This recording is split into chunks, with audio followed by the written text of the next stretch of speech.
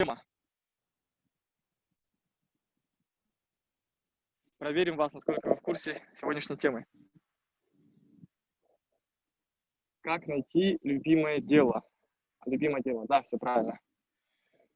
Так, хорошо. Ну, контента будет много. Буду много говорить про идеологию, а, про то, как понять, мое или не мое, какие контрольные вопросы нужно задавать. Ну и поделюсь своей историей, как я пришел к своему любимому делу, потому что самый лучший, наверное, формат обучения – это когда есть конкретный пример, конкретные кейсы.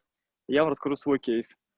Так, если камеру выключу, нормально будет, если без камеры? Или нужно с камерой говорить? Как думаете, ребят? Вы можете просто записывать моменты, а я буду вам рассказывать.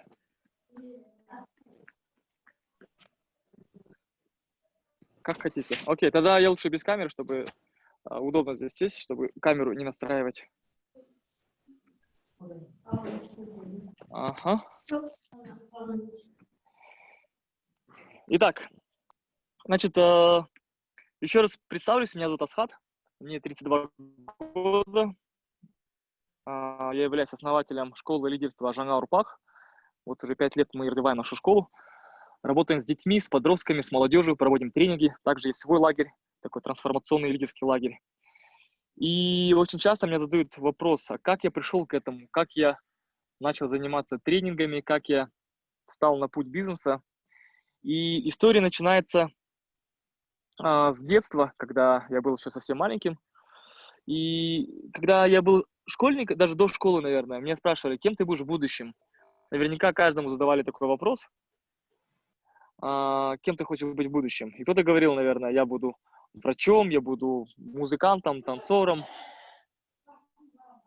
Ага, микрофон лучше выключить. Вот, я всегда говорил, что я буду учителем. То есть у меня была мечта быть учителем, но придя в 1 класс, я вдруг понял, что я не хочу быть учителем. Я посмотрел на современных учителей, и я понял, что что-то не совсем меня вдохновляет. Плюс я примерно понял, сколько они зарабатывают денег. Я подумал, лучше я пойду туда, где есть много денег, чтобы зарабатывать, чтобы содержать семью, чтобы путешествовать, покупать себе то, что я хочу.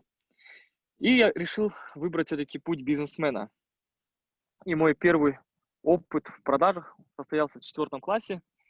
Это были 90-е года, когда в стране наступил кризис, и не было работы, не было денег, холодильник был пустой. И чтобы как-то в это время выживать, моя мама стала печь хлеб. Она достала старые формочки из-под хлеба, пекла хлеб с утра. И я вот такой 4-классник брал сумку большую, ложил туда хлеб и ходил по городу, продавая хлеб. Стучался по квартирам, говорил, покупаем хлеб, покупаем хлеб. Конечно, было неловко, было страшно, было как-то неудобно, но я понимал, что я зарабатываю деньги, что это помогает моей семье в то время выживать. И несмотря на то, что было как-то не по себе это заниматься продажами, все-таки у меня получилось. Я понял, что первый мой, наверное, вывод – это то, что вне зависимости от нашего возраста мы можем зарабатывать деньги. Все остальное, все это чепуха, это просто отмазка, это все наши отговорки, что там я еще молодой, я еще студент, я еще школьник, у меня нет диплома, у меня нет знаний, у меня нет того, всего и так далее. У вас все есть, по сути. У вас есть самое главное руки, ноги, у вас есть ваш мозг, ваша голова, язык. Будет желание, будет необходимость, вы все сможете. Вот, таким образом у меня получился первый опыт. Дальше мы вот жили в городе Степногорск, такой маленький городок на севере Казахстана, рядом с Астаной. И было уже совсем тяжело в этом городе жить. И мы приняли решение уехать оттуда. Мы бросили квартиру, в которой мы жили, 4-комнатную квартиру, и переехали в Астану, когда только-только столица начинала уже преобразовываться. И жили в землянке, сняли землянку, папа устроился на работу рабочим строителем. Вот, тогда как раз стройка была очень такая активная, ну, она и сейчас такая же активная. И ближе к 7 классу я вдруг понял, что я уже взрослый мужчина, что мне уже стыдно просить у родителей деньги на какие-то там кинотеатры или на сникерсы, на кока-колу.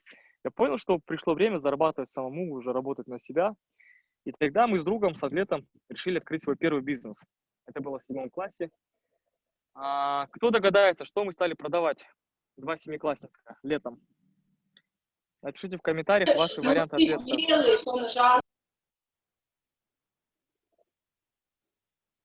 Алло, слышно? Да? Так, мороженое, неправильно, юпи, носки. Акжан, правильно, да, мы продавали семечки. Мы пошли на базар, купили мешок сырых семечек. У нас были небольшие сбережения, то, что мы карманные расходы собирали. Купили мешок семечек, принесли домой, помыли эти семечки в тазике, почистили, убрали всякие непонятные там мусоры, которые были. Поставили казан на улице, разожгли костер и пожарили эти семечки. Упаковали их в такие полиэтиленовые пакетики и пошли в торговые центры. Мы поняли, что продавать на улице неинтересно, потому что там конкуренция высокая, там были бабушки со своими семечками в каждом дворе. Я понял, что наш целевой рынок – это продавщицы в торговых центрах, которые сидят, им скучно, делать нечего, клиентов мало. И мы стали ходить по торговому центру. Артем, помните, да, в Астане такой есть торговый центр. И стали там предлагать свои семечки. У нас бизнес пошел, пошли продажи. Правда, там охранники нас гоняли, конечно, пытались нас выгнать, но мы все равно свое дело делали. И за лето мы накопили деньги, купили себе футбольную форму, кожаный мяч, футбольные бутсы с шипами. Ну, вот если парни среди нас есть, среди участников, вы понимаете, да, что это круто в 7 классе иметь настоящий кожаный мяч и бутсы с шипами и футбольную форму. Второй мой вывод, получается, был такой, что в любом возрасте можно не просто работать на кого-то, а можно работать на себя, можно строить бизнес. И опять же, все остальное это просто отговорки, просто отмазки, что там возраст не позволяет, денег нет, инвестиций нет. Можно начать с малого, можно начать с самого такого копеечного бизнеса, потом потихоньку раскручивать это все. Вот. Потом дальше с 9 там, по 11 класс я работал официантом, и пришел период уже поступать в университет. Я сдал ЕНТ, не набрал хороший балл, 106 баллов из 120, но мне не хватило 1 балла, чтобы поступить на грант. И я пришел к родителям, сказал: все, пап, мам, я поеду в Астану, точнее в Алмату, из Астаны. Поступил в Казанский национальный университет имени Аль-Фараби на специальность туризм. И я дал обещание родителям, что буду работать, чтобы максимально помогать оплачивать за учебу, потому что у меня еще 2 старших брата, они тоже студенты, тоже учились на платном отделении, и мне было жалко родителей, то, что им приходилось работать 24/7. Они себе ни одежду новую не покупали, не отдыхали, в рестораны не ходили, не путешествовали точно. Все уходило на обучение сыновей. И вот, чтобы сдержать обещание, я устроился на работу на первом курсе. Первая работа – это официант, то, что я уже умел хорошо делать. Вторая работа – это я устроился в общественный фонд модератором сайта. И третья работа – это самая, наверное, такая прикольная, самая необычная работа для моего того возраста. Я начал продавать косметику Oriflame.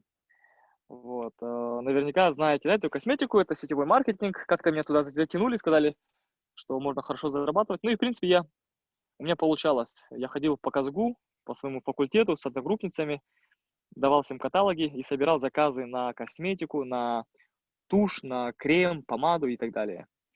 Вот. Но на втором курсе я понял, что что-то я делаю не так. Я понял, что я приехал в Алматы, чтобы учиться, а вместо того, чтобы учиться, я работаю, да, и совсем не успеваю с учебой. И тогда я принял решение все это оставить. И на втором курсе мы с моим другом, с Диасом, решили попробовать бизнес. Вы помните, да, у меня уже опыт был небольшой. Я продавал семечки, я уже примерно понимал, что такое бизнес. Поэтому этот опыт я решил перенести на уже взрослую жизнь. И вот на втором курсе мы с Диасом решили запустить бизнес. Так как это Алмата самый, наверное, студенческий город, в этом городе самое большое количество студентов по сравнению с другими городами. И мы нашли одну тему, которую решили организовывать для студентов. Как вы думаете, что мы начали делать?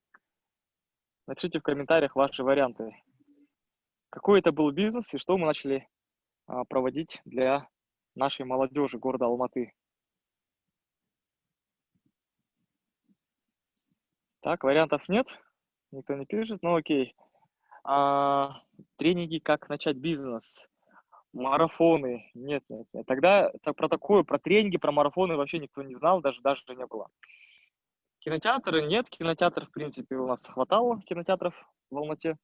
Мы стали проводить вечеринки, мы стали проводить тусовки, и мы поняли, что студенты, ну, по крайней мере, в наше время, я не знаю, как сейчас, но в наше время, это 2008 год, когда я учился на втором курсе, сколько это? Это 12 лет назад, получается.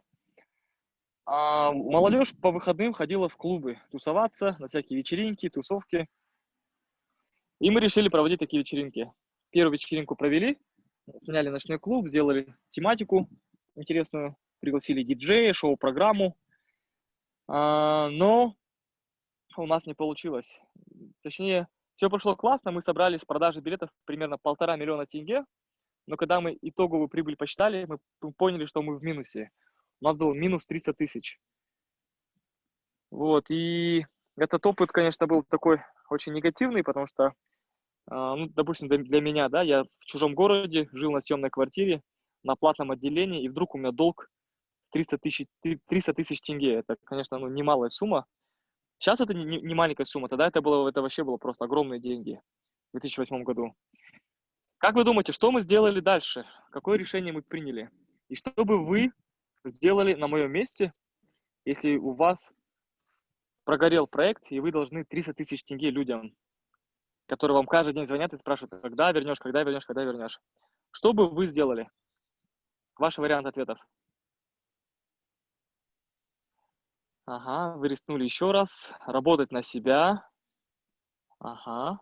А как работать на себя? Что именно делать? Анализ, работа правильно, да. Мы, конечно, проанализировали.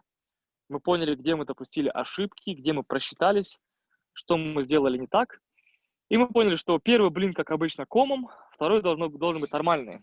Поэтому мы все проанализировали, сделали работу над ошибками и решили провести еще одну вечеринку. В этот раз мы решили сделать все круче. Мы пригласили из Москвы одного рэпера. В то время он был такой популярный, его зовут Дина МС. Вот, он впервые приехал в Казахстан, в Алматы, прилетел на самолете, мы его встретили на лимузине, поселили там в крутой гостинице пятизвездочной. На радио реклама была, на телевидении, на Хит ТВ. В общем, собралось очень много людей. Я не помню точную сумму, но около 3,5 миллионов тенге мы собрали с продажи билетов. 3,5 миллиона тенге. Это было круто. Это полная сумка с деньгами. Как вы думаете, сколько мы заработали для себя денег с этого проекта? Любую сумму напишите примерно, интуитивно. С 3,5 миллионов тенге какова прибыль? 1,5 миллиона, 1,5 миллиона. Каждый по 2 миллиона, пишет Пердебек Рамазан. Представьте, да? С 3,5 миллионов общей кассы мы заработали по 2 миллиона. Логика, конечно, железная. 4 миллиона, вообще мощно. Ребят, у вас если касса 3,5 миллиона, как мы можем 4 миллиона заработать? Нет, это нормально, нормально. В смысле, не просите прощения, это нормально. Вы свои варианты пишете, это окей. Мы заработали минус 400 тысяч. Мы опять ушли в долг, в минус. Понимаете, да? То есть мы поняли, что мы много денег отдали за гонорар, за выступление, мы отдали много за перелет, за лимузин, гостиница, реклама, шоу-программа, ведущий и так далее. И вот мы стоим перед такой ситуацией, когда у нас долг в минус 700 тысяч тенге. То есть получается минус 300 с первой вечеринки плюс минус 400. Мы должны людям 700 тысяч тенге, учась на втором курсе, да, живя на съемных квартирах, учась на платном отделении. Вот такая вот картина. Прибыли не было, да. Что бы вы сделали на моем месте? Если бы вы были на моем месте, у вас 2 прогоревших проекта, и вы должны людям 700 тысяч тенге. Я специально задаю вам вопрос, что бы вы сделали, чтобы вы примерно представляли эту ситуацию и включили мозг, и попробовали поставить себя на мое место. Чтобы это была не просто история, да, интересная, что это была такая тренинговая история, где вы проживаете эту историю вместе со мной. Так, Ажар говорит, еще одну вечеринку. Ага, Ажар у нас безумная, да? Бесстрашная. Карахат пишет, создать новый проект. Я бы уже отказалась. Живая история. Ага, ага. Ну, на самом деле, да, мы как Ажар, мы такие же бесстрашные. Мы провели еще одну вечеринку, потом еще одну, потом еще. И весь год мы проводили вечеринки. Какие-то были в плюс. Когда плюс получался, мы сразу отдавали часть долгов. Какие-то снова в минус, потом плюс, минус, плюс, минус. И в конце года мы посчитали свой итог и поняли, что мы вышли в ноль. Все, у нас был ноль. Мы никому не должны, но при этом и своих денег нет. Но мы поняли, что ноль – это не всегда ноль, потому что мы получили самое важное за этот год. Мы получили то, чего не даст ни один университет, ни один самый крутой там лицей или школа. Как вы думаете, что мы получили? Арай правильно пишет, мы получили опыт. Опыт – это самый лучший учитель. Мы получили опыт в практике, как создавать бизнес, как зарабатывать деньги, как считать, как планировать, как анализировать, как выстраивать маркетинг, определять целевую аудиторию, вести переговоры и так далее. Вот. Ну, закончив университет, в общем, мы с этой темой завязали, мы поняли, что вечеринки это уже не наш уровень, это неинтересно. И мы поняли вообще в целом, что в вечеринках ничего полезного для людей нет. Поэтому,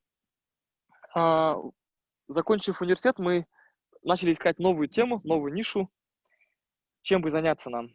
И мы нашли инвестора и запустили новый проект. Проект инновационных автомоек. Мы из Петербурга заказали специальное оборудование, которое позволяет мыть машины без затрат на воду. То есть там не надо там 50 литров воды тратить на одну машину. Мы купили специальный такой спрей, его на машину наносишь, тряпочкой протираешь, и все, машина чистая, блестит, еще покрывается специальной пленкой защитной. И мы открыли 2 автомойки, одну в паркинге фитнес-центра World Class, это такой люксовый фитнес-центр, и в торговом центре Алмалы. Мы выбирали специально такие места, где нет автомойки, где на парковке нереально автомойку открыть. Вот мы там как раз остановились. Потом дальше мы открыли клининговую компанию, купили еще крутое оборудование, стали мыть окна ресторанов, торговых центров, бизнес-центров. И, в принципе, все хорошо шло.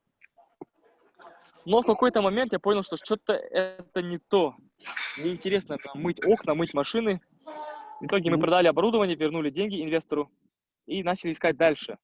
Мы стали анализировать, что же на рынке сейчас самое такое нужное, самое трендовое, самое прибыльное. И мы нашли эту сферу. Мы поняли, что самое лучшее – это сфера IT, информационные технологии. Вообще, ребят, вам интересно историю слушать? Или напишите, пожалуйста, в комментариях. Или лучше что-то другое рассказать. Насколько слушать интересно эту историю? Угу. Комментариев нет, значит неинтересно. Ну, тогда буду меньше про историю, больше про практику говорить. Так, ребят, микрофончики выключите. Зарджиктер, микрофон? Ага. Нет, вот комментарии пошли, я, кажется, не заметил. Ага. Так, интересно. Ну, окей, тогда продолжаем. На чем я остановился? Я говорил о том, что мы решили начать сферу IT-технологий. Мы стали создавать мобильные приложения. У нас был друг, который работал в Microsoft в Америке. Он говорит, ребят, я могу делать мобильные приложения. Тогда, это был 2011 год, 9 лет назад, мало кто вообще занимался разработкой приложений. Ну, был Instagram, конечно, да, уже готовые приложения, были WhatsApp, Viber, я помню, был. Но свои казахстанские приложения никто не делал, по сути. Мы были одними из первых. Мы стали ходить по рынку и предлагать свои услуги. И, в принципе, у нас хорошо получалось. Мы сделали приложение для сети торговых центров Мегацентр. Для компании BI Group мы сделали приложение для Генеральной прокуратуры, для таксопарков. Ну, в общем, мы прям очень хорошо раскрутились, и средний чек одного заказа стоил примерно 5-10 миллионов тенге. То есть мы нашли свою нишу, и примерно 4 года мы эту сферу развивали. Но теперь есть большое но. какой-то момент, ну, помимо IT-компании, мы еще открыли там тендерную компанию, занимались тендерами, еще маркетинговое агентство. То есть на тот момент я был сооснователем, совладельцем 3 компаний. Но бывает такое чувство, вот, ребят, вот вы утром просыпаетесь, вот я думаю, вы, наверное, студенты, да? Просыпаетесь, и вам прям тяжко идти в университет, вам неинтересно там, вы понимаете, что вы просто впустую тратите время, но вы себя заставляете идти. У кого такое было чувство хотя бы раз в жизни? Когда вы утром просыпаетесь, и вам не хочется вот вообще никуда ехать, ни в какой универ, ни на какие пары, каждый день. Да-да-да. Вот примерно такое же ощущение было у меня, когда я просыпался, я понимал, что мне нужно ехать в офис, снова заниматься проектами, снова эти тестирования, разработки. Я понял, что это вообще не мое. Я понял, что мне это не в кайф. Я это делаю, у меня это получается, я зарабатываю деньги, но не получаю удовольствия, не получаю от этого удовлетворения. Такого морального, наверное, да, удовлетворения. И тогда я задал себе вопрос, который я планирую вам задавать себе периодически, как минимум раз в год или раз в полгода. Вопрос можете даже записать себе где-то в блокнотике. Вопрос следующий. Готов ли я заниматься всю свою жизнь тем, чем я сейчас занимаюсь? Ну, наверняка у вас есть какая-то сейчас работа, где-то вы работаете, чем-то занимаетесь. Так вот, задайте вопрос, готовы ли вы это делать всю свою жизнь? Я себе такой вопрос задал, и ответ был нет. Я понял, что я не хочу заниматься всю свою жизнь тендерами, всю свою жизнь этими IT-разработками. Я понял, что это не мое. Тогда я задал себе второй вопрос, который очень логичный, последовательный. А чем я хочу заниматься всю свою жизнь? Что есть мое предназначение, мое призвание? И знаете, какой был ответ?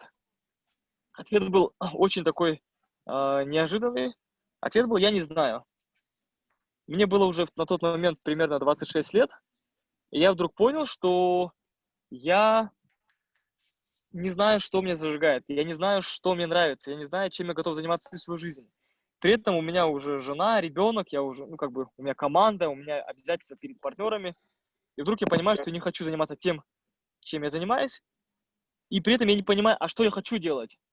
Это был, наверное, первый такой период небольшого кризиса, морального кризиса, когда я начал думать, что есть мое, зачем я трачу столько времени, занимаясь просто там работой, которая не приносит мне удовольствия.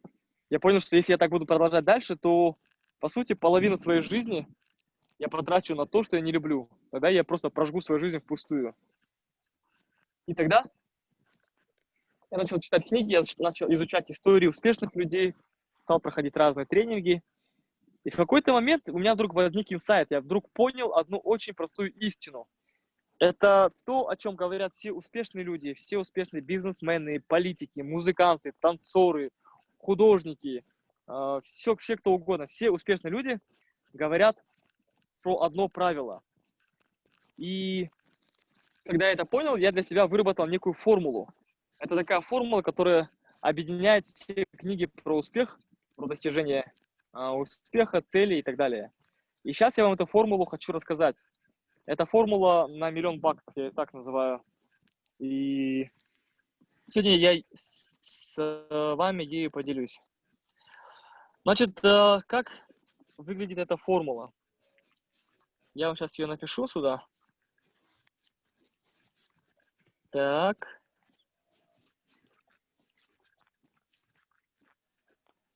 Вот, начало формулы выглядит так. Любимое дело плюс деньги. Что говорят все успешные люди? Что в первую очередь нужно заниматься тем, что ты любишь, то, что тебе нравится, то, от чего ты кайфуешь. Если вдруг ты нашел то, что тебе нравится, а это есть у каждого. Кто-то любит петь, кто-то любит танцевать, кто-то любит играть в футбол, кто-то любит рисовать, кто-то любит там еще что-то, да. Если вы начнете заниматься тем, что вам нравится, то, что вы любите, со временем у вас появится опыт, у вас появится компетентность, экспертность, и вы начнете на этом зарабатывать деньги. И чем больше вы начнете этим заниматься, тем больше вы будете зарабатывать денег. Но здесь деньги это не всегда финансовые, прямые деньги, бумажные. Тут, ну, как дивиденды бывают двух видов, да, как сказать, материальные, наверное, и нематериальные. Так вот, материальные дивиденды – это деньги, Нематериальные дивиденды – это признание, это когда ваши родители говорят: блин, ты молодец, Балам, красавчик, ты такое полезное дело делаешь. Когда к вам приезжает телевидение, берут у вас интервью, когда друзья говорят: блин, вот тут подпишись на моего друга в Инстаграме, он вообще там красавчик, такую тему хорошую делает. Это нематериальные дивиденды. И получается, когда человек занимается любимым делом, он получает за это материальные и нематериальные блага, то каким он становится в этот момент? То есть любимое дело плюс деньги чему равняется, как вы думаете? Плюс деньги, сейчас я напишу вам. Правильно, Денис, молодец. Равно счастье. То есть это одна из составляющих счастья. Любимое дело, когда ты делаешь то, что ты любишь, ты получаешь за это какие-то дивиденды. То есть ты не работаешь в принципе. Ты не занимаешься тем, что тебе не нравится. Ты делаешь то, что тебе нравится, у тебя это получается хорошо, тебе люди за это платят, и ты счастлив. И в принципе вроде все просто, да? Ну, как бы понятно, я для вас Америку не открыл. Вы скажете: ну я и так знал, что надо заниматься любимым делом, да, зарабатывать деньги и быть счастливым. Вроде все банально, но, к сожалению, в наше время молодежь, она как бы верит в эту формулу, но действует по-другому. У молодежи своя формула. Я вам сейчас ее напишу. Вот так вот я вам написал.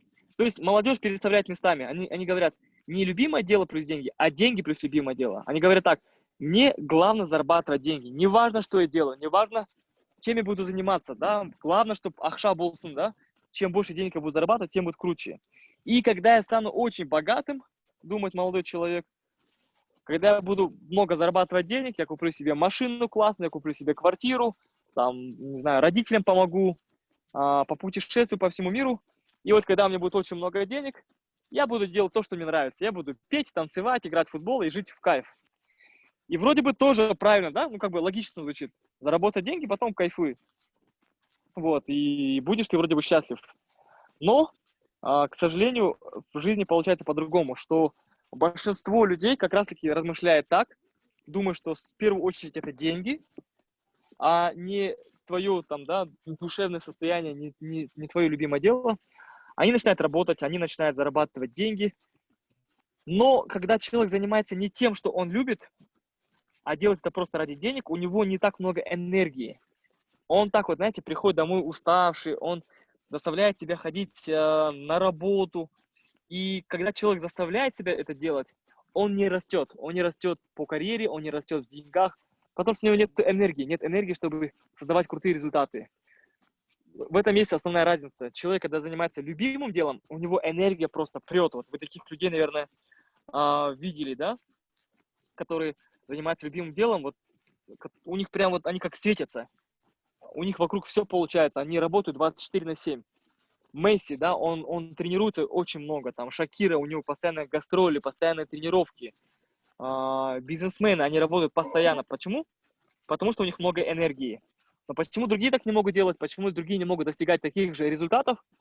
Потому что у них нет энергии. Вот и все. Человек – это энергия. А почему нет энергии? Потому что они себя не наполняют. Они тратят свою энергию на то, что они не любят. Они тратят энергию на то, чтобы заставить себя утром встать с кровати, чтобы пойти на работу, чтобы сделать какое-то задание. Да, вот мотивации не хватает, правильно. Мотивация – это и есть энергия. Когда ты занимаешься любимым делом, у тебя внутри просто бесконечный источник мотивации и энергии. Ты каждый день просыпаешься, и тебе не нужен внешний стимул, внешний толчок, да, пинок под задницу, чтобы ты начал действовать. Не надо. То есть у тебя внутри это есть. А те люди, которые занимаются тем, что они не любят, от чего они не кайфуют, не получают удовольствия, они себя заставляют делать. И они постоянно в поисках мотивации. Они приходят на тренинги и говорят: Асхадагай, дайте мне мотивацию, скажите что-нибудь такое, что замотивируйте меня, пожалуйста, у меня мотивация жить-пить, что-то, кушим жить-пить, энергия жёг. Да, и эти люди думают, что сейчас они придут к какому-то тренеру, на какой-то форум, на какой-то тренинг, им дадут мотивацию, и вот они такие: вау, начнут круто работать, круто развиваться. На самом деле, мотивация, да, она появляется, да, при общении с успешными людьми, с тренерами. Но это такое, знаете, как выпить Red Bull. ты Red Bull выпил, да, вроде энергия появилась, но потом еще меньше становится. Замечали, да, когда вот там ночью уроки пишете или делаете, Red Bull выпили вроде бы на полчаса и заряд, а потом все, хочется спать, вы вообще уставшие. Также здесь с мотивацией, которую вы ищете вовне. Вы услышали одну историю, познакомились с человеком, вау, круто, вдохновились, думаете, блин, как это круто. А потом ничего не сделали и подумали, блин, какой я беспонтовый, да? Вокруг у всех получается, у меня не получается, и энергия еще хуже, еще ниже энергия падает. Вот, поэтому важно искать мотивацию изнутри. Важно искать мотивацию, да, от любимого дела. Тогда вам не нужны будут внешние какие-то мотиваторы. Вопрос, чем я сейчас занимаюсь, тоже очень хороший вопрос. В какой-то момент, когда я составил эту формулу, я для себя понял, что я занимаюсь не тем, что я люблю. Тогда был вопрос, а чем же мне заниматься? Что же мне делать такое, чтобы было и в кайф, и в удовольствие, и чтобы я получал за это деньги? И я вспомнил свою детскую мечту. Кто помнит, кем я мечтал быть с самого детства?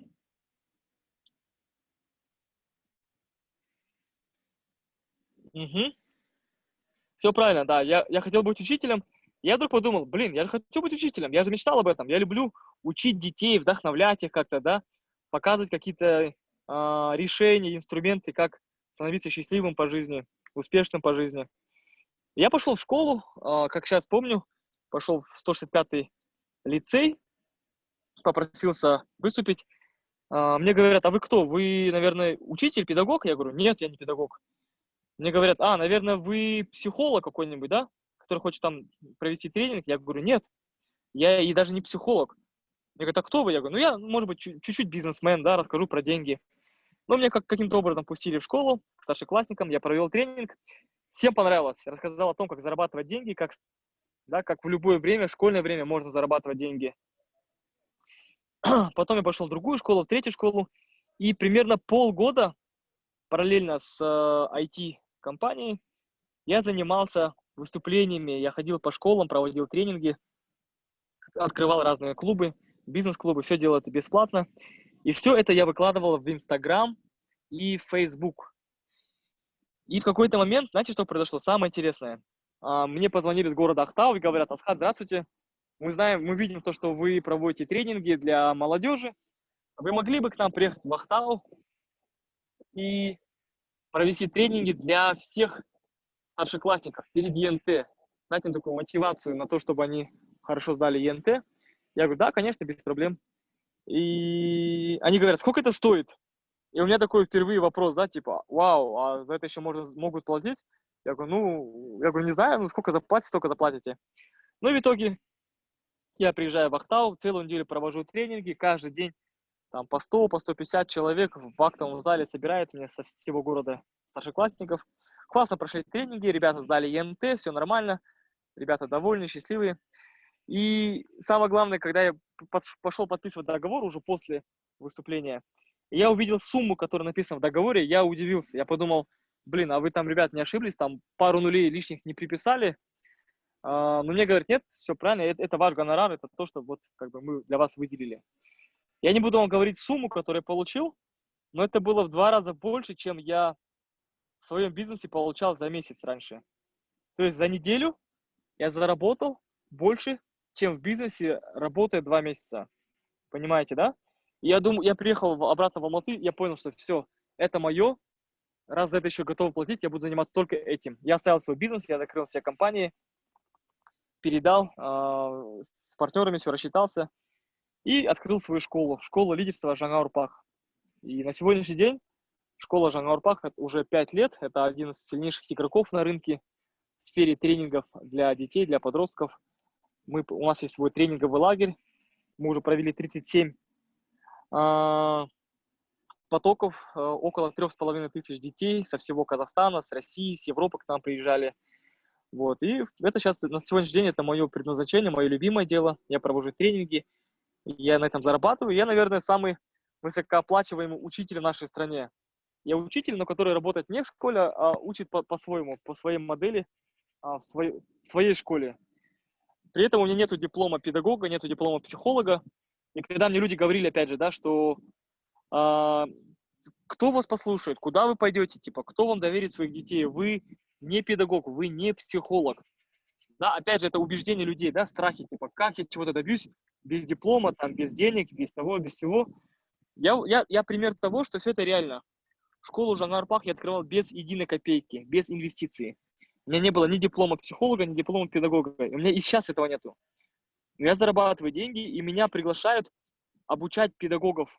Да, меня приглашают, чтобы я выступал перед директорами школ, перед завучами, перед учителями. То есть я не педагог, учу педагогов. Почему? Потому что я педагог по призванию.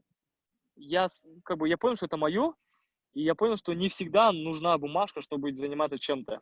Это опять еще одна отмазка, которая сдерживает людей от достижения своих целей.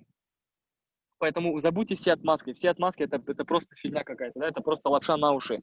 Вы можете уже сейчас заниматься тем, что будет приносить вам не только удовольствие, да, но и содержать вас, вашу семью, приносить вам деньги. Вот Арай пишет, вы потратили 6 месяцев. Да, я потратил полгода на то, чтобы заниматься этим. И это тоже очень важный момент. Не надо сразу ставить целью заработок. Я говорил, да, сначала любимое дело. Сначала станьте экспертами. Да, потратьте много часов на то, чтобы практиковаться. Да, если вы поете, то пойте много, выступайте везде, хоть бесплатно. Если вы там танцуете, танцуйте. Если вы делаете там сайты или приложения, и вы кайфуете от этого, делайте бесплатно. Делайте для разных компаний, собирайте опыт, собирайте портфолио. И в какой-то момент, когда у вас будет уже много кейсов, много опыта, у вас уже диплом не спросят. Они увидят ваши работы, ваши кейсы, и все, этого будет достаточно. Понятно, да? Вот поэтому полгода, да, я потратил для того, чтобы этот опыт собрать для себя. Вот у нас сейчас частная школа, да, мы независимы от государства, от кого-то еще. У нас нет внешних инвесторов, мы сами развиваемся, зарабатываем деньги, растем, все у нас получается. Так, почитайте, что вы пишете. Так. Ага, я дұрыс айтасыз, мотивация әркімнің өзінде болу тиіс. Ага, у вас частная школа, да. Без денег у всех не хватает терпения. Ну, это да, это очень важно. Но когда вы занимаетесь тем, что вы любите, тогда терпение проявляется. Тем более, пока вы студенты, если вы студенты, да, ну, пользуйтесь этой возможностью. Никто от вас не требует уже сейчас зарабатывать деньги. Возможно, у вас даже стипендия есть. Да, это тоже как бы большая возможность, чтобы вы развивались в любимом деле и набирали свой опыт. Не все умеют делать то, что хотят и мечтают. Аружан, смотрите, не то, что не умеют делать то, что хотят, а боятся. Единственное, что сдерживает нас от того, чтобы заниматься любимым делом, быть счастливым и успешным, это только наши страхи и сомнения. Мы боимся, мы много чего боимся. Мы боимся пробовать, мы боимся действовать, мы боимся рисковать. Потому что сама школьная система, она построена таким образом, что она вселяет в наших головах очень много сомнений, очень много страхов. Особенно это есть у отличников, да? Те, кто учились на пятерке, у них большой страх ошибаться. Когда отличник получает 4 или 3, все, у него паника, у него стресс, у него депрессия, как я так мог, я же отличник. И именно этим людям в будущем очень сложно заниматься любимым делом, потому что они боятся, они думают, а вдруг не получится, а вдруг это не принесет денег, а вдруг не поймут, а вдруг не поддержат. Это вот вдруг, это самый большой враг наш. Наши сомнения, наши страхи – это самый большой враг. Поэтому многие троечники и двоечники, они достигают успеха. Почему? Потому что у них страха нет, у них иммунитет есть на внешнюю критику. Они не понимают, что не получится сейчас, получится завтра. Не получится завтра, получится послезавтра. Они пробуют, действуют, у них все получается. Поэтому, Аружан, то, что вы пишете, не все умеют делать то, что хотят и мечтают. Все умеют, просто некоторые боятся. Некоторые свой страх перебаривают, да, идут и делают. А кто-то этого не может сделать, потому что просто сам себя сдерживает. Так. Почитаю еще ваши комментарии. В каком городе находится школа? Школа находится в Алматы. Ага, жақсы оқыңыз. Ага, оқымаған. А есть какие-нибудь мотивационные книги, которые вы прочитали? Ну да, я читаю книги, не так много, конечно. Но опять же, не ищите мотивационные книги, не ищите мотивационных спикеров. Ищите книги по вашей теме. Я читаю книги по педагогике, по психологии, потому что я в этой сфере развиваюсь. Я общаюсь с людьми, с психологами, да, с педагогами и с бизнесменами, потому что это моя сфера. Не ищите просто мотивационную книгу ради мотивации. Ищите книгу, которая даст вам те знания, которых вам не хватает. Те знания, которые вам не дает ваш университет. А я считаю, что современный университет казахстанский, да, ну, может быть, я говорю слишком жестко, да, и критикую систему образования, но я считаю, что современный университет, он не дает нам даже, наверное, пятой части или даже половины того, что нам нужно для успеха в будущем. Нам дают разные предметы, разные дисциплины, там, да, которые, по сути, мы в жизни не применяем. Поэтому вам нужно в книгах брать то, чего не хватает в студенческих, университетских знаниях. Вот, ищите такие книги именно. Весь мир — это сцена. Ага, ну, может быть, да. Надо выйти из зоны комфорта, правильно, да, выходить из зоны комфорта.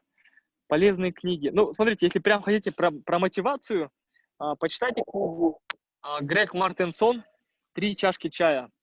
Очень легкая, очень вдохновляющая книга о том, как альпинист американский поехал на Тибет, да, и увидел, как там живут дети тибетские, как у них нету школ. И он стал собирать деньги с американских бизнесменов и строить школы в горах. И он такой прям очень-очень крутой человек, который построил много школ и дал образование детям в Тибете.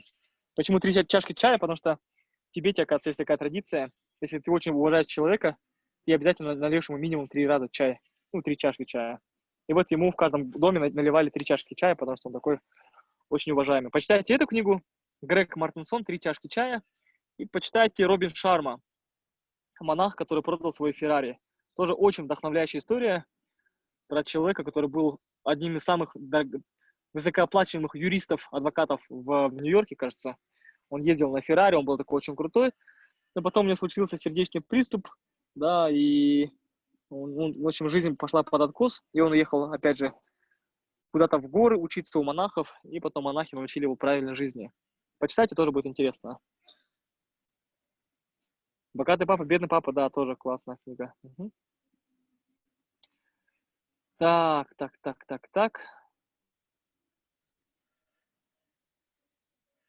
Ага. Как думаете, правильно ли участвовать в курсе «Как начать бизнес»? Конечно, правильно. Обучайтесь. Этому в университетах не учат точно. Ну, английский білу қажет и орысша. Конечно, үш тілде сөйлесу керек. Қазақша да, орысша да, ағылшынша да керек, я. Дұрыс. Так. Сколько комментариев смотрю. У вас были комплексы? Ну, да, были комплексы, конечно. Комплексы по поводу внешности были. Потому что с детства братья там много прикалывались надо мной. Типа я какой-то инопланетянин. Были комплексы насчет того, что, может быть, я не из богатой семьи, какое-то школьное время было такое, что у меня не было крутого телефона, как у моих одноклассников, но потом все это уже ушло. Я понял, что это все полная фигня.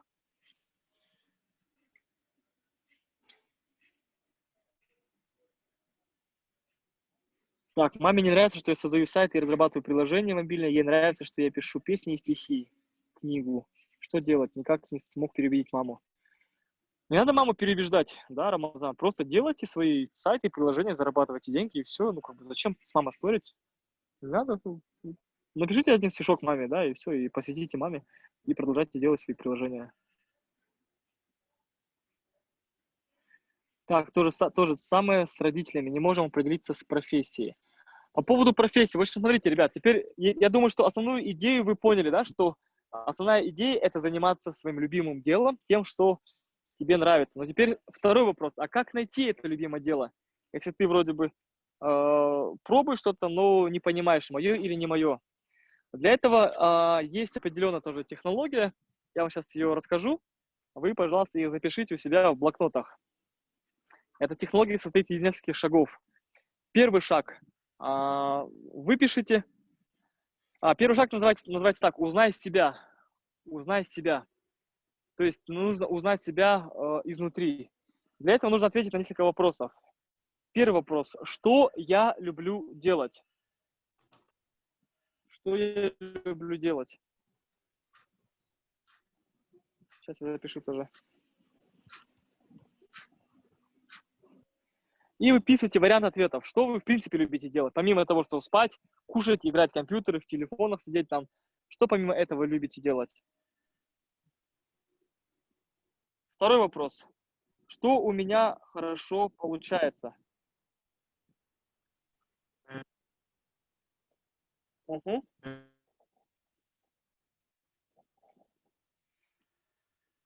Третий вопрос. Какие у меня есть достижения? Какие достижения есть по жизни? Там грамоты, дипломы, может быть, вы там по олимпиаде где-то что-то выиграли. И вот ответы на эти вопросы нужно сопоставить. То есть, что вы любите делать, что у вас там хорошо получается, ваши достижения. И когда вы это все выпишете на листочке, у вас появятся такие исходные данные. Теперь нужно их проанализировать и понять, какие варианты профессии вам подходят. Допустим, вы любите, не знаю, вы любите разговаривать с людьми, выступать, да, при этом у вас хорошо получается убеждать людей, успокаивать там подружек своих, давать им советы, да, и у вас есть достижения, вы там помогли своей сестренке, да, настроиться на экзамен и сдать его хорошо. Хоп, сопоставили 3 факта, понимаете, вы можете быть психологом, да, пишите первое, психолог, то, что может у вас получаться как профессия. Потом дальше сопоставляете, сравниваете, анализируете и выявляете, что, может быть, вы еще можете быть там, художником, допустим, и третье, врачом. Ну, представим, что вы выписали 3 профессии. Врач, психолог и художник. Отталкиваясь от ваших сильных сторон, от того, что у вас хорошо получается, что вам нравится. Второй шаг. Что вам нужно сделать? Вам нужно будет эти профессии проанализировать. Очень часто то, что мы думаем о профессии, и то, что является реальностью, это не одно и то же. То, что я думал про учителей, и то, что я увидел реально в школе, это тоже оказались разные картины. Да? То, что мы думаем про врача, и то, что в реальности, это тоже не всегда одно и то же. Мы насмотрелись фильмов, там, «Доктор Хаус» или «Анатомия страсти», да, и думаем, что все так красиво, как в фильме. На самом деле все намного по-другому может выглядеть. Поэтому для второго шага, для анализа, вам нужно использовать Google или Яндекс и написать там «профессия психолог».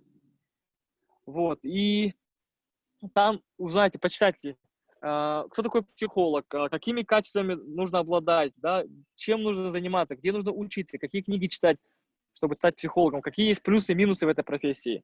То же самое сделайте по профессии художника и по профессии врача. То есть второй шаг – это анализ. Третий шаг. Третий шаг – это после того, как вы изучите, может быть, вы поймете, что, оказывается, художником быть это не мое, там нужны такие-то навыки, а у меня их нет. Но быть психологом или врачом – это вроде интересно. Третий шаг называется встреча с экспертом. То есть вы встречаетесь с человеком, который уже достиг успеха в этом деле. Вы встречаетесь с успешным врачом, и вы встречаетесь с успешным психологом. И вы задаете вопрос ему, как вы этого достигли, как можно стать крутым специалистом, что для этого нужно делать, куда нужно поступить, где получить знания, какие книги почитать, какие тренинги пройти. То есть все это узнаете у них и для себя тоже делаете выводы, нравится вам эта тема или не нравится. Это третий шаг. И четвертый шаг – это самое важное, без чего наверняка концепция не будет законченной, без чего все-таки остается риск, что вы неправильное решение примете, выбор. Это практика.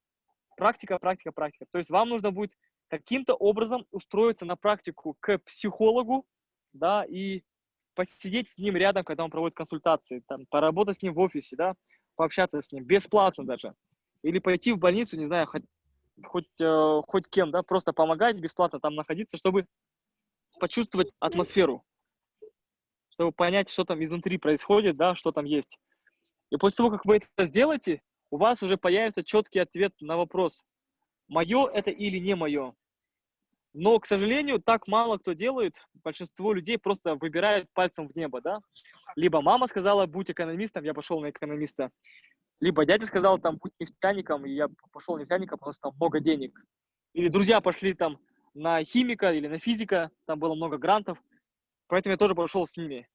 Да, ну это самые такие частые ответы при выборе специальности своей. Поэтому, пожалуйста, не выбирайте по принципу профессию, по принципу, что там много платят, что это престижно, там друзья, там и я, это все неправильно. Иначе вы потратите 4 года впустую. Даже если вы учитесь на гранте, вы тратите самое драгоценное, что у вас есть, ваше время. Время не вернуть. После 4 лет обучения по специальности, которая вам не интересна, навряд ли вы будете работать по этой профессии, правильно? И навряд ли у вас будет возможность потом снова учиться 4 года по другой профессии. Почему? Потому что, скорее всего, вы уже выйдете замуж, вы женитесь, у вас уже пойдут дети, и вам нужно будет работать, зарабатывать деньги. А так как по профессии вы не будете работать, ваш диплом вам не поможет трудоустроиться. И вы пойдете туда, где диплом не нужен. Вы пойдете в Макдональдс, или официантом, или барменом, такую работу, которая для молодежи. Да, и просто будете делать то, что вам не в кайф, то, что вам не нравится, и, может быть, вы там застрянете надолго. Вот, поэтому пройдите эти шаги. Первое, задайте вопросы себе правильные, да, что у меня хорошо получается, что я люблю делать, какие достижения есть. Второе, проанализируйте эти профессии, которые подходят под ваши качества. Третий шаг, посоветуйтесь с экспертом, реальным экспертом, позадавайте ему вопросы. И четвертое, практика. После этого уже четко выбирайте профессию и идите работайте. Может быть, даже к этому эксперту вы пойдете работать. Вот как-то так. И когда вы найдете эту профессию, вы начнете в этом развиваться, может уже работать, есть контрольные вопросы, которые тоже я вам советую записать. Контрольные вопросы, которые помогут вам понять, это точно мое или не мое. Первый вопрос. Записывайте. Первый вопрос. Готов ли я заниматься этим всю свою жизнь? Пишите. Готов ли я заниматься этим всю свою жизнь?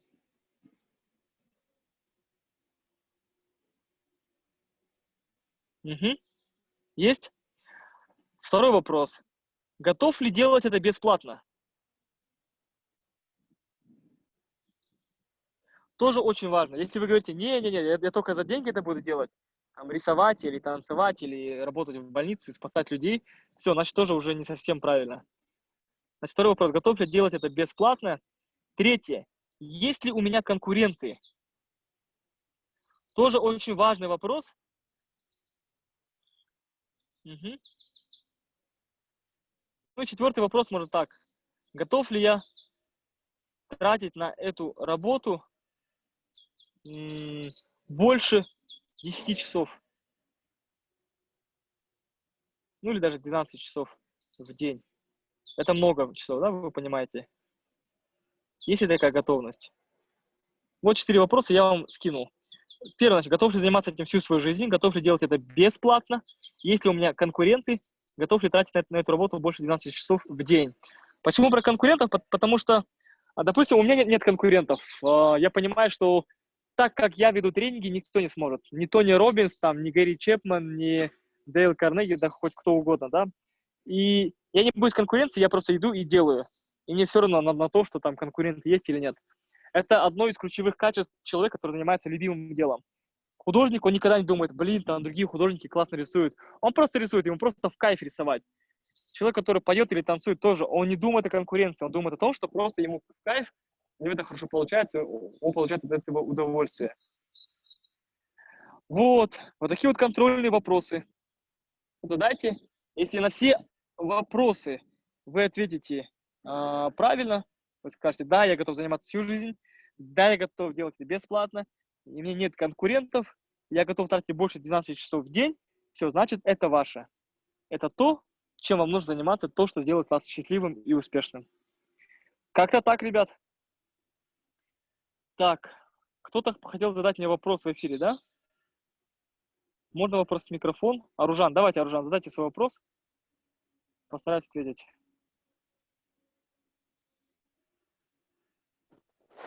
Қайырлы күн. Сізге қойатын сұрағым, егер сіз қандай да бір білім министрі деген сияқты болатын болсаңыз, мектеп бағдарламасына қандай сабақтарды, пәндерді енгізуді қалар едіңіз? Ага, супер, хороший вопрос, Рахмет Аружан. Значит, вопрос, если бы я был бы министром, какой предмет я бы ввел бы дополнительно, да, в... Первое, я бы доработал бы предмет самопознания. Есть, вот Казахстан единственная страна в СНГ, где есть такой предмет, как самопознание. По сути, самопознание это и есть то, что помогает нам находить любимое дело, то, что помогает находить свой духовный стержень, развиваться духовно, познавать себя. Но, к сожалению, современные преподаватели не так это все преподносят, поэтому я бы поработал над этим предметом, улучшил бы его.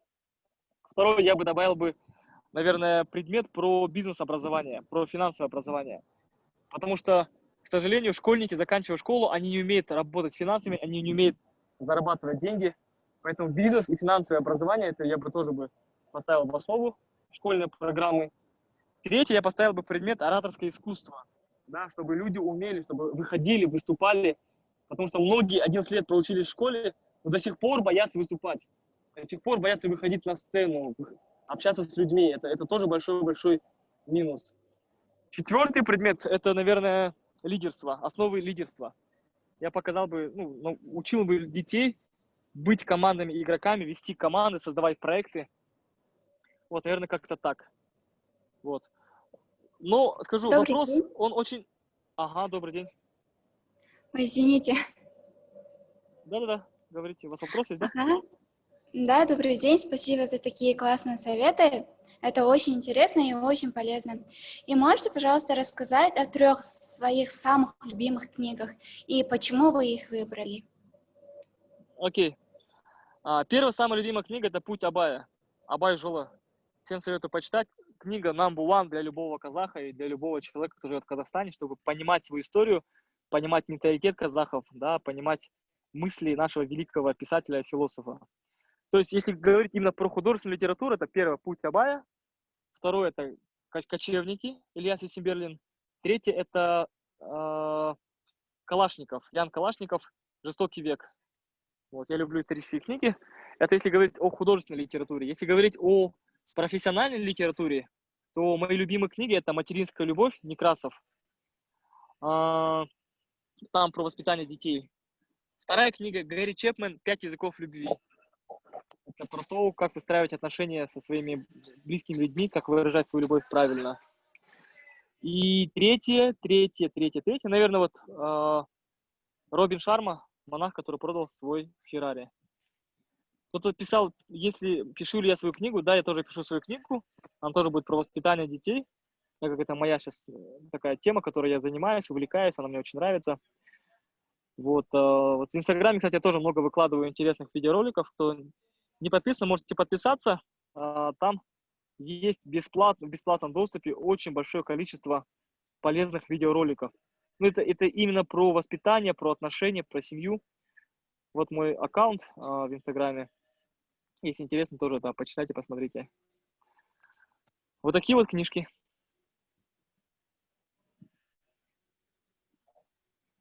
Давайте еще вопросы, если какие-то есть, задавайте, я с удовольствием отвечу.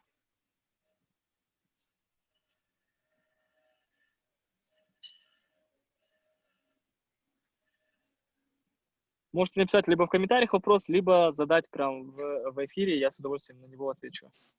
Здравствуйте. Ох, параллельно 2 человека, да? Давайте по очереди.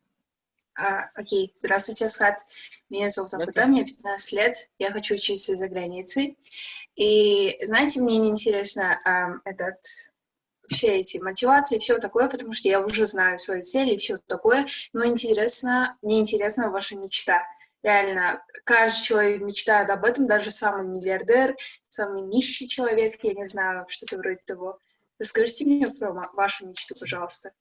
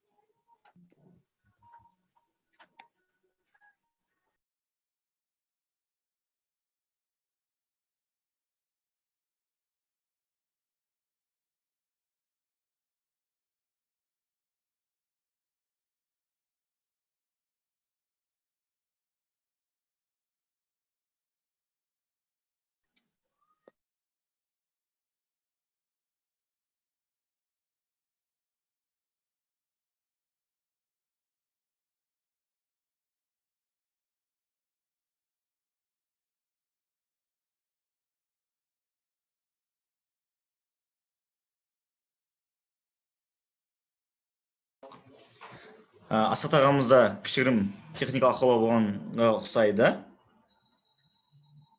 Асхат аға естіліп тұр ма?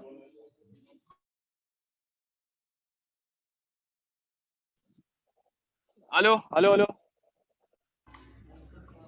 Алло, слышно, да? Слышно, Асхат аға. Все, отлично. У меня была просьба, напишите в комментариях, что вы ценного и полезного услышали для себя, что запомнили, что вы готовы применять в жизни, чтобы я понимал, насколько не зря ли я потратил время на общение с вами.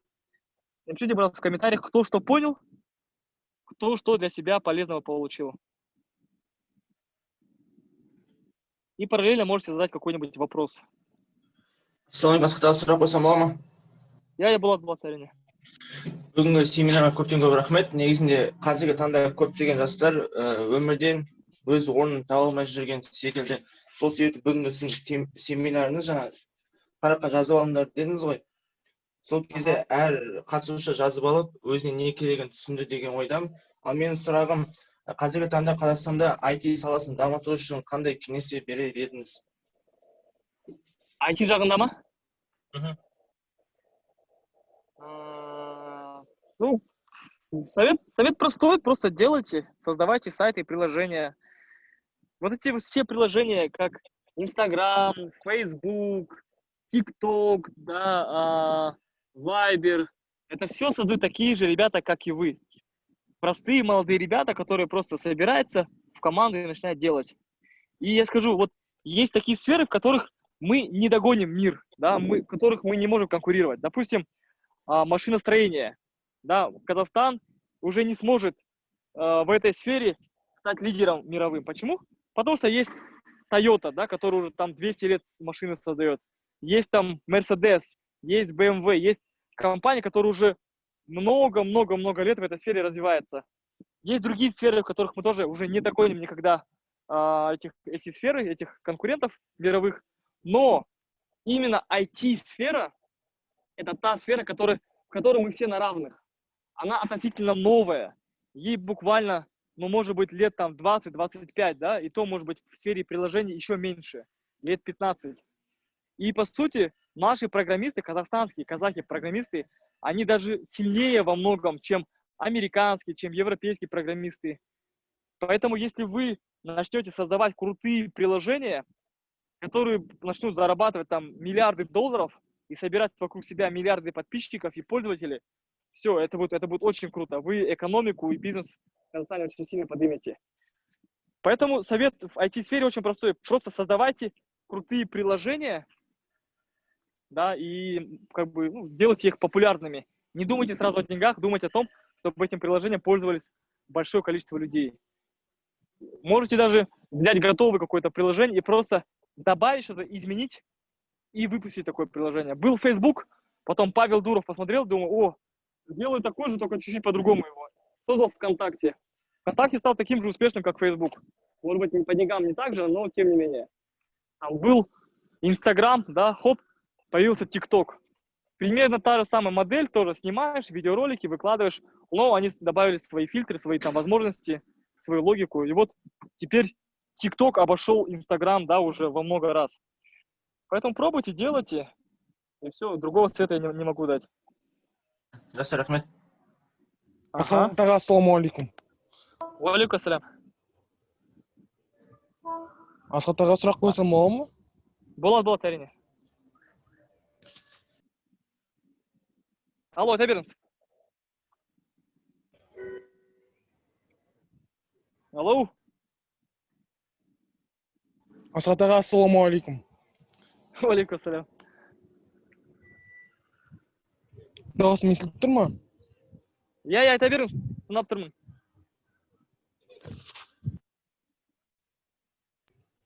Мен сұрақ қояйын деп едім. Менің жалпы ісім, айналысып жүрген ісім программист негізі бойынша, IT саласы бойынша 5 жыл болды істегеніме. Бірақ менің ата-анам қарсы болды, педагог мамандығына түсірді. Но бірақ мен ақша тауып өзімнің сүйікті ісіммен айналысып жүрмін. Енді ата-анам маған ақша беріп, өзінің керек деген құралды алды деді, алып берді. Енді мен қарай ата-анама масыл болмау үшін ақшаны қалай аламын, мысалы қалай дамыта аламын, мүмкін біз осындай сүйікті ісімізбен айналысу үшін мүмкін жоспар құрып үкімет ақша бөле ала ма осы үшін? Үкімет? Ага.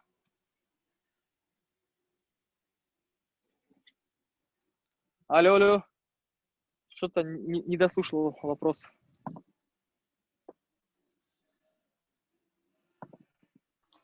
Так. Жаңағы жастарға мемлекет жағынан қандай көмек болады деп сұрап жатыр ол кісі.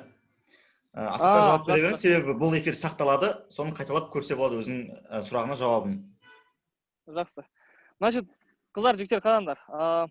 Я вам дам один совет по поводу государства, господдержки. Не ждите помощи. Не просите помощи у государства. Не ждите, чтобы вам акимат, Минобразование, еще какое-то там министерство вам давало деньги. Вам, как бы, не будьте иждивенцами, не будьте халявщиками, да, не ждите там грантов, стипендий и так далее. Делайте сами, создавайте сами. Берите свой продукт, свои там, не знаю, свои таланты и начинайте на них зарабатывать. Не ждите, чтобы государство, ну все, у вас все есть, чтобы быть успешными. Да, а ждать гранты, стипендии, господдержку и так далее, это уже, как бы, знаете, это значит уже признавать свою слабость и как бы говорить, я сам не могу справиться, дайте мне, пожалуйста, помощь, иначе я не справлюсь. Это уже признание своих минусов, да, или как бы своей слабости. Не ждите помощи от государства, делайте сами. Думайте о том, наоборот, что вы дадите государству. Мне часто говорят, Асхат, а вам государство помогает, а вам деньги дают, там бюджет, там. Я говорю, нет, мы не пользуемся госгрантами, мы не пользуемся госденьгами, мы делаем в формате бизнеса. И я не жду от государства поддержки, я наоборот думаю, что я могу дать государству. Я проводил социальный проект «Аул Койш-Башлары». Мы объездили все аулы Мангостауской области. Более 9 тысяч школьников прошли тренинги, там 100 человек получили гранты на посещение нашего лагеря. И мы ни копейки у государства не взяли. Мы не просили, мы пришли в акимат, сказали, мы сами деньги вольем, мы сами все сделаем, просто дайте нам добро. Нам дали добро, мы это сделали. То есть, по-другому, пожалуйста, мыслите. Вот опять же, я же говорю, я хочу, чтобы была молодежь новая, другая, с новым мышлением. Новое мышление – это когда вы не ждете, что государство вам даст. Вы думаете о том, что вы дадите государству. Какой вы проект создадите. Какие вы инвестиции вольете в город свой, в детей, в молодежь, в семьи и так далее. Вот такой совет. Поэтому, пожалуйста, не ждите. Себя не расслабляйте, да, и не проверяйте свою слабость. Наоборот, проверяйте свою силу и покажите государству, что вы способны на многое. Вот, как-то так, ребят. Здравствуйте, Асхат. Ага, здрасте. Меня зовут Ахута. Я хочу задать только один вопрос. Мотивация, все, я уже проехала, как бы сказать, я уже знаю свою цель, но мне интересна ваша мечта. О чем вы мечтаете на данный момент или мечтали? Просто мечта — это самое, не знаю, безграничное, что ли? Можно мечтать о чем угодно. На этот вопрос?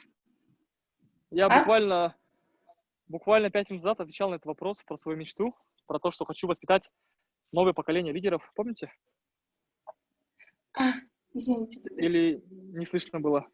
Моя мечта очень простая. Я хочу воспитать поколение молодежи, новое поколение молодых людей, которые будут заниматься любимым делом, которые будут дружны, которые будут держаться друг за друга, которые будут создавать бизнес-проекты, не только бизнес, вообще развиваться в разных сферах, поднимать нашу страну из того положения, в котором сейчас он находится. Сейчас у нас не все так хорошо, как хотелось бы, да, с точки зрения политики, с точки зрения экономики, бизнеса, культуры, да, и навряд ли наше старшее поколение сможет сейчас кардинально что-то изменить.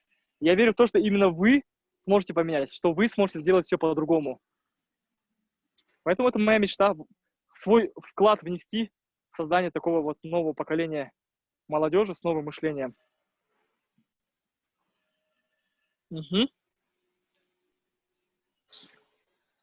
Так, полезно, интересно было, поняла, что найти свое любимое дело нужно, ведь это ключ к счастью. Супер, супер. Айта беріңіз. Жаңа айтып жатсыз, жас ұрпақты тәрбиелеймін, там бизнестерге шақырамын деген сияқты. Соның барлығын жасап біткеннен кейін алдағы 10 жылда өзіңізді қалай елестетесіз, және де алдағы уақытта мысалға жасыңыз келгенде қандай проекттер ұсынасыз? Например, шетелде көп сондай сіз сияқты кісілер жасы келген кезде кітап жазып артына қалдырып жатады жас ұрпаққа, келешекке. Сізде қандай идеялар бар? Мен де кітап жазам болашақта, бірнеше кітап. И менің арманым мектептерді ашу. Біздің Қазақстанда мектептер жетпейді. У нас прям катастрофическая нехватка школ. Поэтому, как только я пойму, что уже более-менее что-то сделал, буду дальше писать книги, встречаться с учениками, с вами встречаться. Вы будете ко мне домой приезжать, говорить, Асхат аға, қалай ойлайсыз, вот мен министр болып не істеймін, да, қандай маған совет бересіз. Вот таким буду вот дедушкой сидеть там в горах в своем домике, смотреть телевизор и видеть вас, моих учеников, которые достигают вершин, создают что-то полезное. Вот, я себе так вот вижу. Ну и буду писать книги, наверное. Иншаллах, если сил хватит на это. Ага. Как-то так. Здравствуйте. Здравствуйте. Тренинг прошло на высоком уровне. Хотела бы спросить, какие мотивационные книги вы рекомендуете прочитать? Ага. Тут я понимаю, что невнимательно слушали. Я вам уже рассказывал про книги. Но я скажу вам быстренько еще раз, да? Грег Мартенсон, «Три чашки чая» и Робин Шарма, монах, который продал свой Феррари. Вот эти почитайте книжки, уже будет классно. Ага, спасибо. Ага. Кешіріңіз, тағы бір сұрақ қойсам едім. Ага. Что для вас патриотизм? Сіз үшін патриотизм не? Ой, хороший вопрос, супер вопрос. Смотрите, ребят, патриотизм многие понимают по-разному. Многие говорят, это любовь к родине, это там защищать родину, свою, не знаю, свою страну, там, с автоматом в руках, там, защищать от китайцев или от русских, еще от кого-то. Я считаю, это полная фигня, это не патриотизм, это просто манипуляция. Когда молодых людей призывают там брать автоматы, да, и защищать свою страну, говорят, что типа ты патриот. Опять же, в моем понимании патриотизм – это делать что-то полезное для своей страны. А как мы можем делать полезное для своей страны? Заниматься любимым делом. То есть представьте, если бы каждый врач занимался своим любимым делом, он был бы лучшим патриотом, он бы лечил людей правильно. Если бы каждый учитель нашей страны занимался любимым делом, любил бы учить детей, любил бы детей, все, он уже патриот. Патриотизм – это не громкие слова. Патриотизм – это громкие действия, громкие проекты, это громкие дела ваши. Когда вы делаете что-то полезное для людей, когда вы не делите людей по нации, типа, біз қазақпыз, орыстар там осындай, казактар осындай, никогда вы делитесь там на страны, на национальности, на вероисповедание, это не патриотизм. Это когда вы служите людям всем, когда вы готовы помогать всем, занимаясь именно тем, что у вас хорошо получается, своим любимым делом. Поэтому, если вы считаете себя патриотами, займитесь любимым делом, станьте крутым специалистом в своей сфере, хорошим учителем, и вы воспитаете поколение умных детей, хорошим врачом, вы воспитаете поколение здоровых людей, хорошим гаишником, вы воспитаете поколение, которое правильно ездят, хорошим политиком или там госчиновником, вы воспитаете, вы будете служить людям, помогать им. Да, то есть вот так это и происходит. Хорошим бизнесменом вы будете создавать рабочие места, да, и решать реальные проблемы, продавая свои товары и услуги. Поэтому для меня вот такая форма патриотизма – это самый лучший патриотизм. Заниматься любимым делом, делать это качественно, делать это очень-очень хорошо для всех людей, и все. А говорят, что патриотизм – это защищать там… Ага, рахмет. Және де тағы бір сұрағым, сіздің бала күніңізде кумир болды ма сізде, және де ол сіздің дамуыңызда қандай да бір роль атқарды сіздің өміріңізде? Кумир болған жоқ, прям кумир, это чтобы так восхищаться, такого не было. Были примеры для подражания. У меня вот мой брат старший, да, он был для меня примером. У меня есть мои наставники, мои учителя, которые для меня примеры для подражания. Но кумиров я себе не создаю, это очень опасно. Потому что я вам тоже не советую создавать себе кумиров, потому что есть один такой риск. Если вы сильно влюбляетесь в кумира, вы с ним очаровываетесь, то как сильно вы очаровались, так же сильно вы можете в нем разочароваться.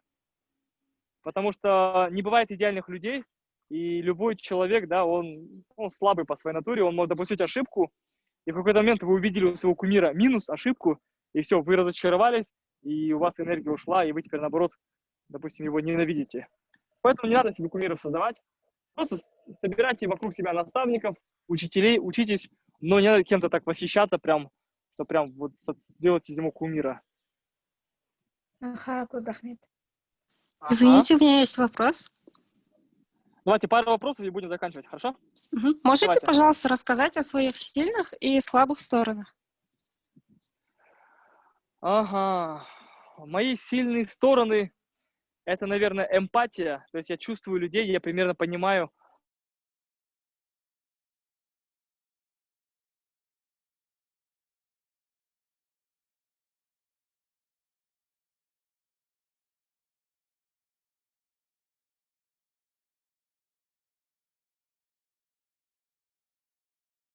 на рынку, что нужно в бизнесе создавать, и я умею рисковать.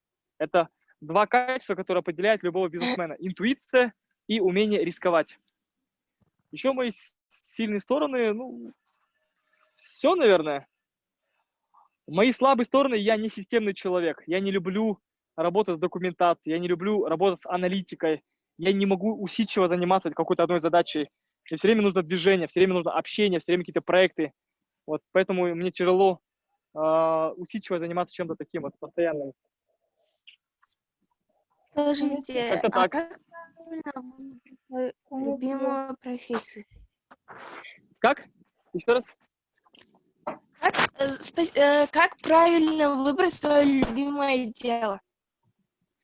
Ух ты, вас как зовут?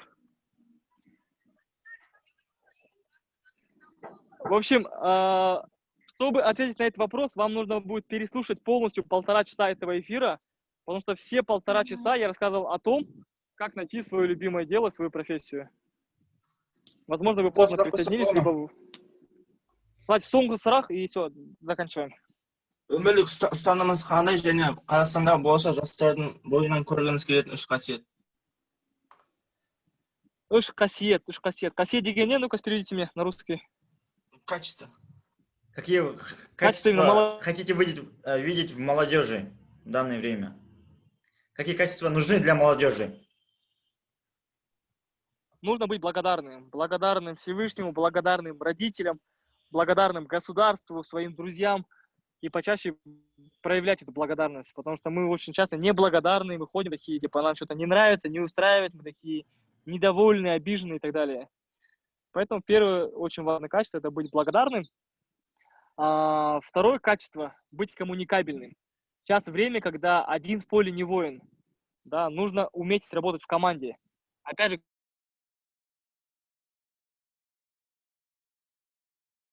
к сожалению, привыкли быть сами за себя, быть в успехах. Вот. Вот поэтому важно быть коммуникабельным. Это второе качество. Третье, наверное, быть жизнерадостным. Это тоже очень важно. Во всем видеть радость, во всем видеть позитив, во всем видеть возможности. Не быть таким вот жертвой, негативщиком, да, который все время жалуется, ноет, плачет. Быть на позитиве, видеть во всем плюсы. Вот поэтому 3 качества вот такие вот: благодарность, жизнерадостность и коммуникабельность. Сұрақтарыңыз Қайырлы күн, Асхат. Қайырлы күн, сұрақ қойсам бола ма? Асхат аға, уақытыңыз бар ма? Тағы 1-2 сұрақ қойсақ дейді. Давайте, соңғы сұрақ, соңғы сұрақ болсын, иә? Әскери патриоттық лагерь болғандықтан, әскери патриоттық тәрбие дегенді қалай түсінесіз? Әскери патриот, әскери патриот, военный патриот, да? Военный, как вы понимаете, военно-патриотический? Я понял, да. Я, в принципе, про патриотизм я сказал уже, да, заниматься любимым делом. А военный патриот для меня это слово опасное, да. Я вообще немножко боюсь военных людей, потому что их как-то воспитывают по-своему. У военных есть такое правило, да. Приказ — это как все, закон. Приказ высшей команды, там, генерал дал, все, солдат должен исполнить. И поэтому я немножко так вот опасаюсь именно военные темы, солдатские темы, полицейские темы, потому что у меня такое ощущение, что как бы иногда солдат, неправильно понимая патриотизм, может пойти, да, против народа, что мы видим в других странах, во многих, да, когда полицейские или солдаты стреляют в свой народ, когда они там закрывают, скручивают руки своему народу, потому что им дали приказ, им сказали: вы военные патриоты, вы должны защищать страну. Но иногда эти полицейские или там военные начинают защищать страну от своего же народа. И получается, что они не страну защищают, а руководство страны. Поэтому вот эта тема военный патриотизм — это такая скользкая тема, не совсем понятная. Поэтому я просто лучше про патриотизм скажу. Занимайтесь любимым делом, помогайте людям, все, вы патриоты. А военный патриотизм мне пока непонятен. Менде ешқандай сұрақ жоқ, просто осы бүгінгі өткізген тренингіңізге үлкен рахмет айтқым келеді. Уақытыңызды құртып бізге маған өте қатты ұнады, соны айтқым келеді. Ой, рахмет. Жақсы, құрметті қатысушылар, сұрақтарыңыз жоқ болса, Асхат Әбжан мырза, сізге үлкен рахмет. Сізге осы мына жігер 2020 марафон қатысушыларының атынан, бүкіл Алматы қаласы студенттер альянсынан, бүкіл республика студенттер альянсынан үлкен алғысымызды айтамыз. Негізі 1 сағатқа жоспарланған семинар тренинг еді, бірақ 1,5 сағат, 2 сағатқа кетіп бара жатыр. Себебі өте қызық болды. Жастарға пайдалысы мол семинар тренинг болды. Сұрақтар да көп. Асхат аға, сізге үлкен рахмет. Алдағы барша жұмыстарыңызға, барша жоспарларыңызға сәттілік тілейміз.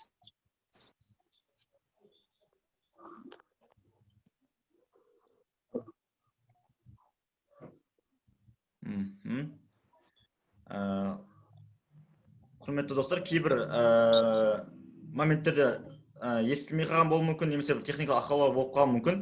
Бұл эфир міндетті түрде сақталады. YouTube каналға, өзіміздің арнайы YouTube каналымызды сақтайтын боламыз. Сіздерге группада ссылкасын жібереміз, сол жерден көрсеңіздер болады. Асхат аға, естіліп тұр ма? Чуть-чуть пропало, вот сейчас слышу. Всем рахмет, давайте. Сұрақтар болса, маған инстаграмда жазыңыз. Сау болыңыз, рахмет аға. Рахмет. Сау болыңыздар. Пока-пока.